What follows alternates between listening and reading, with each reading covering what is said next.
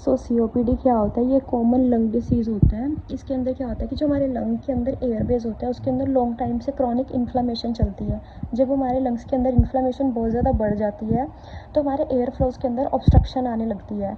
जब ये ऑब्स्ट्रक्शन आ जाएगी तो इसकी वजह से क्या होगा कि जो हमें ब्रीदिंग प्रॉब्लम्स आएंगी, आइदर एक्सपायरेशन में प्रॉब्लम आएगी या फिर इंस्पिरेशन में प्रॉब्लम आएगी। जो हमारे एयरवेज के अंदर ऑब्स्ट्रक्शन आई है ये दो तरह की होती है, या तो पार्शियल ऑब्स्ट्रक्शन होगी या फिर कंप्लीट ऑब्स्ट्रक्शन होगी। अब इस ऑब्स्ट्रक्शन की वजह से हमें डिफ़िकल्टी रेस्पिरेटरी प्रॉब्लम्स आएंगी। अब जो ये ऑब्स्ट्रक्शंस आती हैं ये बेसिकली दो तरह की ऑब्स्ट्रक्शंस आती हैं, एक तो होती है ऑब्स्ट्रक्टिव और एक होती है रिस्ट्रिक्टिव। ऑब्स्ट्रक्टिव टाइप में क्या होता है कि हमारे जो एयरवेज होते हैं इसके अंदर ऑब्स्ट्रक्शन आ जाती है। जब हमारे एयरवेज के अंदर ऑब्स्ट्रक्शन आएगी तो इसके अंदर बेसिकली क्या होता है कि जो हमारी एक्सपायरेशन प्रोसेस है हमें इसके अंदर डिफ़िकल्टी आती है, बट जो हमारी इंस्पिरेशन होती है वो नॉर्मल होती है। और ये हमें किन केसेस में देखने को मिलती है? अस्थमा, ब्रोंकिएक्टेसिस और प्लूरल एफ्यूजन के केसेस के अंदर हमें ऑब्स्ट्रक्टिव टाइप ऑफ ऑब्स्ट्रक्शन देखने को मिलती है। एंड सेकेंड है हमारे पास रिस्ट्रिक्टिव टाइप ऑफ ऑब्स्ट्रक्शन। इसके अंदर क्या होता है कि हमारी जो इंस्पिरेशन होती है वो डिफ़िकल्ट होती है, हमारी एक्सपायरेशन नॉर्मल हो सकती है, वो मे और मे नॉट भी नॉर्मल हो सकती है। और ये हमें न्यूमोनिया के केसेस में देखने को मिलती है। और ये हमें उन केसेस के अंदर देखने को मिलती है जिनके पीछे सुफिक्स लगा होता है OSIS। जिन भी वर्ड्स के पीछे OSIS हुआ तो उसके अंदर बेसिकली क्या होगा कि इंस्पिरेशन जो है वो डिफ़िकल्ट होगी और एक्सपायरेशन जो है वो मे और मे नॉट बी नॉर्मल। ये सारे रिस्ट्रिक्टिव केसेस के अंदर आएंगे। एग्जांपल देख लेते हैं, सिलिकोसिस के केसेस में ये होता है, या फिर ऑक्यूपेशनल जो डिसीजेज होते हैं उन केसेस के अंदर ये हमें देखने को मिलता है, लंग डिसीज़ के केसेस में ये हमें देखने को मिलता है। तो अब हम बात करते हैं इसकी इटियोलॉजी की। इटियोलॉजी जो है basically smoking is the only one and only cause of COPD। Smoking जो है वो बहुत ज़्यादा रिस्पॉन्सिबल होती है COPD के लिए। अब हम डायग्राम की हेल्प से इसको समझते हैं। ये हमारे नॉर्मल एयरवेज हैं, यानी फुल्ली डायलेट हैं और यहाँ से जो हमारा एयर फ्लो है वो एकदम नॉर्मल हुआ है। बट COPD के केसेस के अंदर क्या होता है कि जो हमारे ये एयर फ्लोज होते हैं ये थिक हो जाते हैं। ये थिक क्यों होते हैं? बिकॉज यहाँ पे म्यूकस प्लग बनने लग जाता है इन्फ्लेमेशन की वजह से, और इसकी वजह से ऑब्स्ट्रक्शन आती है। एंड ऑब्स्ट्रक्शन की वजह से क्या होता है, हमें डिफ़िकल्टी के मतलब ब्रीदिंग के अंदर प्रॉब्लम आएंगी।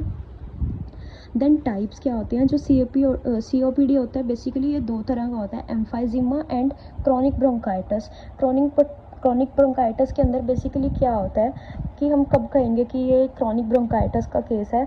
जब पेशेंट को कफ के साथ साथ उसको म्यूकस एक्सपेक्टोरेशन हो रही है एटलीस्ट 3 मंथ से। साल में उसे कम से कम 3 महीने कफ के साथ साथ एक्सपेक्टोरेशन हो रही है। अब जो कफ हो रही है उसका कॉज क्या होता है?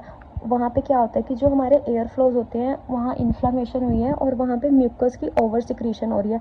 जब बहुत ज़्यादा ओवर सिक्रीशन होएगी म्यूकस को तो पेशेंट को जो कफ होएगी उसके साथ साथ उसको म्यूकस भी आएगा। और ये more commonly middle age man and women में देखने को मिलता है। मिडल एज हमने यहाँ पे क्यों बोला है? Because smoking is the only cause. अब जो हम 21 सेंचुरी में देख सकते हैं कि जो स्मोकिंग है वो हर एज ग्रुप का पीपल जो है वो कर रहा है। स्पेसिफिकली मिडल एज के लोग जो है बहुत ज़्यादा स्मोकिंग कर रहे हैं। तो जो ये क्रॉनिक ब्रोंकाइटिस होता है ये फीमेल्स में भी देखने को मिलता है और मेल्स में भी देखने को मिलता है। बिकॉज आजकल की जो फीमेल्स होती हैं वो स्मोकिंग की तरफ ज़्यादा वो हो रही हैं, तो ये उनके फीमेल के केसेस में भी COPD के चांसेस जो हैं वो ज़्यादा रहते हैं। मिडल एज में ज़्यादा देखने को मिलता है और ओल्ड एज में ज़्यादा देखने को मिलता है बिकॉज वो लोग भी स्मोकिंग में ज़्यादा प्रोन होते हैं। अर्बन एरियाज़ में ज़्यादा देखने को मिलता है बिकॉज लोगों का जो लाइफस्टाइल होता है वो मॉडर्न होता है और स्मोकिंग जो है वो एक कॉमन उनके लिए एक चीज़ है। देन इटियोलॉजी, स्मोकिंग जो है इसका मेजर कॉज है। स्मोकिंग जो है इसका 4 to 10 टाइम्स मोर इंसिडेंस होता है क्रॉनिक ब्रोंकाइटिस का। मतलब जो क्रॉनिक ब्रोंकाइटिस है उसके अंदर स्मोकिंग जो है बहुत ज़्यादा लीडिंग रोल प्ले करती है। तो इसकी हम पैथोफिजियोलॉजी समझते हैं। तो इसके अंदर बेसिकली क्या होता है कि जब हम स्मोकिंग करते हैं तो स्मोकिंग के जो पार्टिकल्स होते हैं, जब स्मोक के अंदर जो पार्टिकल्स बेसिकली जो निकोटीन वगैरह होते हैं, जब ये हमारे लंग्स के अंदर एंटर करेंगे, हमारे लंग्स में एंटर करने के बाद वो वहाँ पे जाके डिपॉजिट हो जाएंगे।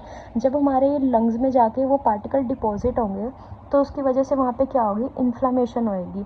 वहाँ पे इन्फ्लामेशन होएगी तो उसकी वजह से क्या होगा कि जो सिलरी मूवमेंट है, हमारे लंग्स के अंदर जो सिलरी मूवमेंट होती है वो इम्पेयर होगी। अब वो इम्पेयर होएगी तो उसकी वजह से क्या होगा कि जो हमारे एल्वियोलर मैक्रोफेजेस होते हैं वो इनहिबिट होंगे। अब जब वो इनहिबिट होंगे तो वहाँ पे ऑब्स्ट्रक्शन आएगी एयरवेज के अंदर। अब एयरवेज के अंदर ऑब्स्ट्रक्शन क्यों आ रही है? बिकॉज वहाँ पे एक्सेस म्यूकस सिक्रीट हो रहा है। अब म्यूकस, जितना ज़्यादा म्यूकस बनेगा उतनी ज़्यादा ऑब्स्ट्रक्शन आएगी, उतनी ज़्यादा ब्रीदिंग प्रॉब्लम्स आएगी। अब एयरवेज के अंदर ऑब्स्ट्रक्शन आ रही है तो उसके साथ साथ वहाँ पे क्या होगा? हाइपरट्रोफी एंड हाइपरप्लेजिया होगा म्यूकस सिक्रीटिंग ग्लैंड का।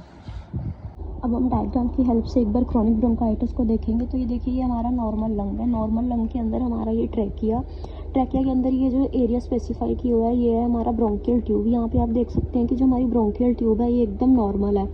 यहाँ पे आप देखिए कट सेक्शन इसका, ये जो हमारी ब्रोंकियल ट्यूब है ये एकदम नॉर्मल है। मतलब जो ये एयरवेज हैं ये देखिए यहाँ पे फुल्ली डायलेट है, तो मतलब यहाँ पे जो ब्रीदिंग हो रही है, इंस्पायरेशन और एक्सपायरेशन जो हो रही है वो एकदम नॉर्मल हो रही है। बट सीओपीडी के केस में देखिए कि यहाँ पे तो ये फुल्ली डायलेट था, हमारा जो एयर फ्लो है यहाँ पे फुल्ली डायलेट है, यहाँ हमारे ब्रीदिंग के अंदर कोई भी प्रॉब्लम नहीं हो रही। बट यहाँ देखिए कि जो ओवर प्रोडक्शन हो रही है म्यूकस की, ये देखिए येलो पार्ट आपको सीन हो रहा है, ये म्यूकस है। जितना ज़्यादा यह म्यूकस बनेगा तो उसकी वजह से क्या होगा कि ये देखिए कितना थिक हो गया है। ये थिक किसकी वजह से, हमने पहले डिस्कस किया है कि ये थिक हुआ है ये म्यूकस प्लेग की वजह से हुआ है।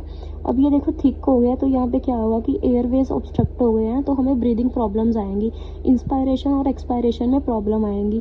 तो ये डायग्राम से क्लियर हो रहा है कि यहाँ पे तो हमारा नॉर्मल एयरवेज है, ये फुल्ली डायलेट है, और यहाँ पे ये नैरो हो गया है, थिक हो गया, तो यहाँ पे ब्रीदिंग प्रॉब्लम्स आएंगी। ये सब स्मोकिंग की वजह से होता है। तो यहाँ पे हमारा जो क्रॉनिक ब्रोंकाइटिस है वो क्लियर हो रहा है। अब हम इसकी फर्दर इटियोलॉजी देखेंगे। स्मोकिंग के बाद और क्या क्या एजेंट होते हैं जो रिस्पॉन्सिबल होते हैं। सेकंड है हमारे पास इरिटेंट्स। इरिटेंट्स के अंदर हमारे पास आता है second hand smoker. Air pollution की वजह से जब लंग कंडीशंस होती हैं, डस्ट से एलर्जी है किसी को, इंडस्ट्रियल एरियाज़ में जो काम कर रहे हैं, जो लोग अर्बन एरियाज़ में रहते हैं, या फिर केमिकल एजेंट यूज़ है इंडस्ट्रीज़ के अंदर जो लोग काम कर रहे हैं उनके अंदर भी ये केमिकल एजेंट जो है, ये फार्मर जो भी वर्कर वहाँ पे काम कर रहा है उसके लंग्स के अंदर कोई ना कोई केमिकल एजेंट है वो एंटर कर ही रहा है। या फिर किसी को डस्ट से एलर्जी या एयर के अंदर पोल्यूशन है, वो एक लॉन्ग एक्सपोजर से उस एरिया के अंदर काम कर रहे हैं, तो कहीं ना कहीं तो उसका एक्सपोजर होगा और ये सारी प्रॉब्लम्स क्रिएट होंगी। ऑक्यूपेशन भी यहाँ पे मैटर करता है। जो लोग कॉटन माइल्स में काम करते हैं, इंडस्ट्रीज़ में काम करते हैं, प्लास्टिक फैक्ट्रीज़ में काम करते हैं, तो यहाँ पे ये लोग जो है मोर प्रोन होते हैं सीओपीडी के। इन्फेक्शन हो गया, किसी तरह का बैक्टीरियल इन्फेक्शन हो गया, वायरल इन्फेक्शन हो गया, बट ये जो केसेस होते हैं सीओपीडी कॉज नहीं करते, बट ये पेशेंट को सिक करते हैं। देन हम इसकी पैथोजेनेसिस देखेंगे।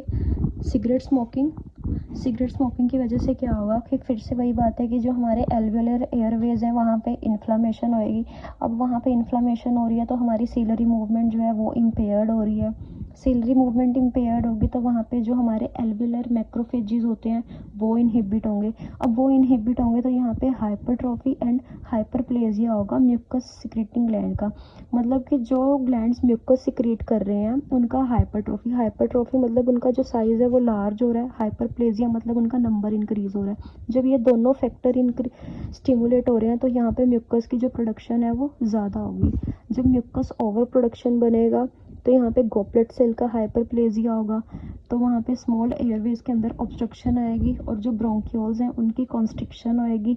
ब्रोंक्यूल्स की जब कॉन्स्ट्रिक्शन होएगी तो हमारा जो एल्वियोलाई एयर सैक है इनकी जो इलास्टिसिटी होती है वो लॉस्ट हो जाती है। जब इनकी इलास्टिसिटी वो लॉस्ट होगी तो यहाँ पे हमारे लंग्स का एक्यूट कोलैप्स होगा। देन हमारे पास आते हैं क्रॉनिक ब्रोंकाइटिस के क्लिनिकल फीचर्स। अब सीओपीडी के अंदर क्या क्या प्रॉब्लम्स आती हैं। सबसे पहले तो हमने पढ़ा कि इसका जो मेन फीचर है वो होता है कफ के साथ साथ इसमें एक्सपेक्टोरेशन तो होती है।